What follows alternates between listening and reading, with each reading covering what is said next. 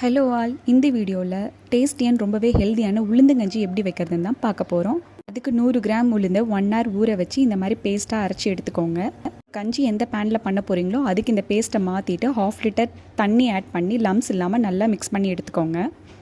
இது அப்படியே ஓரமாக இருக்கட்டும். மிக்ஸி கப்பில் 1/2 மூடி தேங்காய், சின்ன பீஸ் சுக்கு, கொஞ்சமாக ஏலக்காய் எடுத்து நல்லா திக்கான தேங்காய் பால் எடுத்து வச்சுக்கோங்க. இனிப்புக்கு நான் 200 கிராம் பனை வெல்லம் காய்ச்சி வடிகட்டி எடுத்து வச்சுருக்கேன். உங்களுக்கு வேணும்னா ஒயிட் சுகர் வெல்லம் கூட நீங்கள் ஆட் பண்ணிக்கலாம். ஸோ இப்போ ஸ்லோ ஃப்ளேமில் உளுந்து பாலை நல்லா மிக்ஸ் பண்ணி விட்டுட்டே இருங்க. கைவிடாமல் பண்ணணும், இல்லை அப்படின்னா அடி பிடிச்சிடும். நல்ல நுர கூடி வந்ததும் ரெடி பண்ணி வச்சுருக்க வெல்லத்தை இதோட ஆட் பண்ணி நல்லா மிக்ஸ் பண்ணி விடலாம்.